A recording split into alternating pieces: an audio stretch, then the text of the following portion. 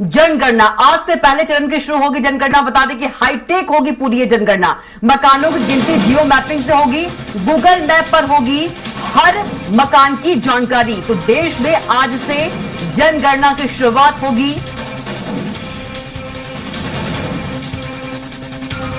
तो देश में आज से जनगणना शुरू होगी।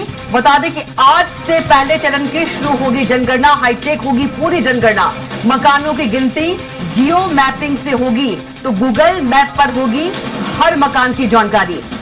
तो अब बता दें कि हर मकान की जानकारी जो है गूगल मैप पर होगी। तो देश में आज से जनगणना शुरू होगी। बता दें कि आज से पहले चरण की जनगणना शुरू होगी और ये जनगणना पूरी तरह से हाईटेक होगी। तो मकानों की गिनती जियो मैपिंग से होगी, गूगल मैप पर होगी हर मकान की जानकारी। तो देश में आज से जनगणना होगी। बता दें कि आज से पहले चरण की जनगणना की शुरुआत होगी और ये जनगणना बता दें कि पूरी तरीके से हाईटेक होगी और हर मकान की जानकारी गूगल पर उपलब्ध होगी। तो देश में आज से बता दें कि जनगणना शुरू होगी, गूगल मैप पर हर मकान की जानकारी होगी। तो आज से पहले चरण की शुरुआत होगी जनगणना की। तो देश में आज से बता दें कि जनगणना शुरू होगी। आज से पहले चरण की जनगणना होगी। बता दें कि हाईटेक होगी पूरी तरीके से, हाईटेक जनगणना होगी। मकानों की गिनती की यदि हम बात करें तो मकानों की गिनती जियो मैपिंग से होगी, गूगल मैप पर हर मकान की जानकारी होगी।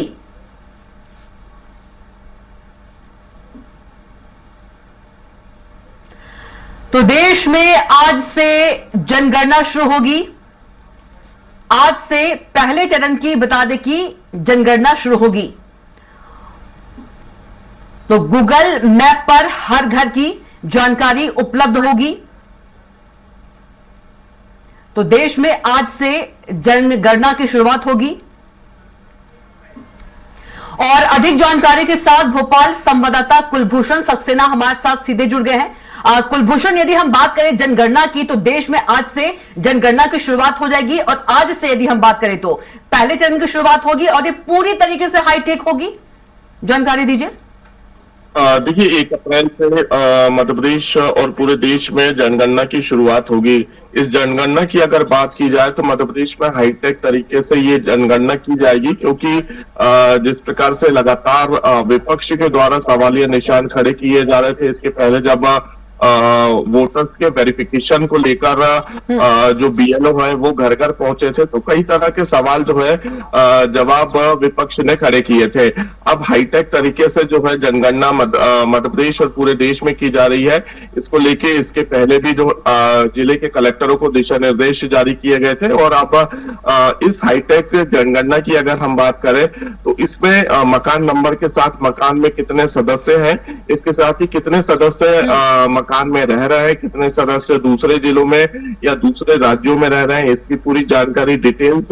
इसके साथ ही अगर कोई भी पार्टनर लिविंग में रह रहा है तो वो शादीशुदा माना जाएगा। ये भी एक नए नियम को लागू किया गया है।